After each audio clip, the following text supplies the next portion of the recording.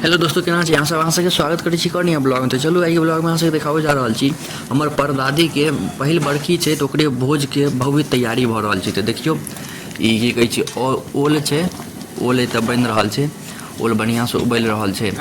अभी निकलते बढ़िया से ओल बनते। एकर हम पहिल पार्ट डालने छी, ओहिमे सब चीज हम देखेलहुँ, दालि बड़ी ई सब देखेलहुँ केना बनै छै।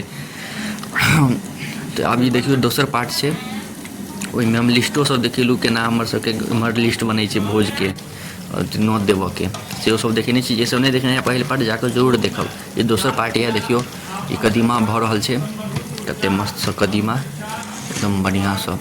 उम्हर दालि वाइल सब छै, ओल चढ़ि रहल छै, देखियो भुजिया चढ़ि रहल छै, एकदम बढ़िया सँ सब चीज बहुत तैयारी भऽ रहल छै। मजा आबि रहल छै भोज में। ये देखियो ओल के आब उतरा गेलै, आब सबके बढ़िया ओल जते भी छलै सबके एकदम बढ़िया से मथल जेतै। जे अथी छै टेक्निक छै ओल बनाबऽ के, ओहि हिसाब से बनि रहल छै। और हमर जे परदादी छलै, परदादी जे मरलखिन ओ बुझियो ने 97 साल में जाके मरलखिन। सेंचुरी में बस 3 साल कम छलै, तो बहुत उम्र जिलखिन ओ। देखियो कते मस्त भव्य तैयारी भऽ रहल छै। इम्हर ये दालि वाइल छै, दालि खौल रहल ये, ठीक छै।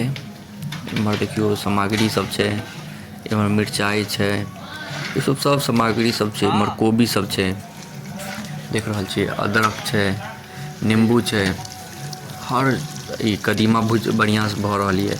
आब देखियो कदीमा बनि कऽ तैयार भऽ गेल कदीमा। एहिमे आब पानि डालक छै।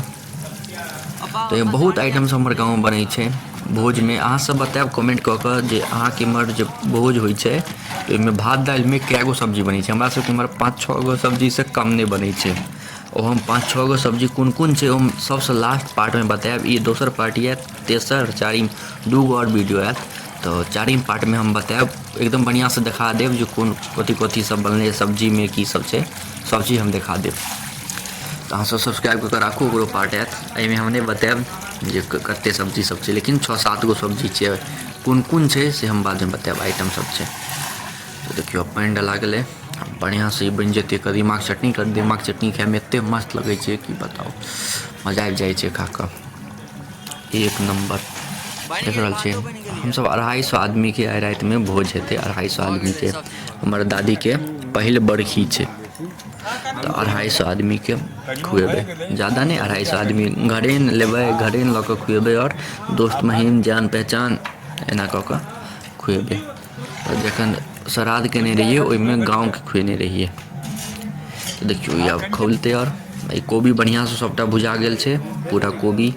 इम्हर धनिया पत्ता काट कऽ रखा गेल छै, सब आइटम सब चीज तैयार भऽ कऽ भेल छै। देखियो गैस सब छै, कते बढ़िया से लागि रहल छै। इम्हर भुजिया सेहो बनि रहल छै। ई छै हमर गाँव के मोटका भुजिया, प्रसिद्ध भुजिया छै हमर गाँव के मोटका।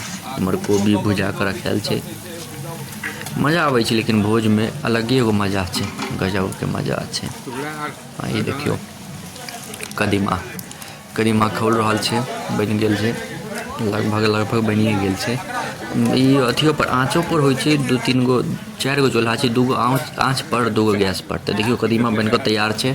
अब कदीमा के एगो और बर्तन में निकालबै और राख देबै। देखियो कते मस्त, एक नंबर, देखे के मुँह में पानि अबै छै। अहाँ सब कमेंट सेक्शन में बताओ केहन बनलैए।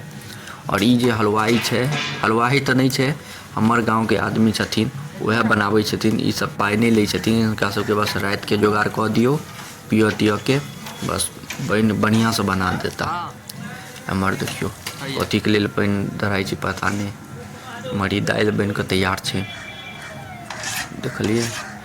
तो इएह छै जे हमर सबके गाँव में बढ़िया सुविधा छै, जे की कहै छै हलवाई के लेल टेंशन नहीं छै। हिनका सबके बस रात के जोगाड़ कऽ दियौ, एकदम बढ़िया से बना दै छथिन। आ हिनकर सबके जे हाथ के स्वाद रहै छै, एहन कोनो हलवाई के हाथ के स्वाद नहीं रहत। एक नंबर स्वाद छै हिनकर हाथ के, आ बनेबो करै छथिन एहन भयंकर तरीका से। देखियो तेजपत्ता ई सब फोरन दऽ रहल छथिन। एहिमे अब लगैए अथी आलू कोबी के डालना बनतै, देख रहल छियै। एम्हर सबटा सामग्री सब छै, कते आइटम सब छै। तो भोज में तो अलगे एगो मजा छै। तो अगला पार्ट ले अहाँ सब सब्सक्राइब करके राखू। अहाँ सबके एते देर तक देखो के लिए धन्यवाद। नीक लागे तो लाइक कमेंट शेयर सब्सक्राइब जरूर करब। मिलै छी अहाँ सबसँ अगला नेक्स्ट पार्ट में। धन्यवाद।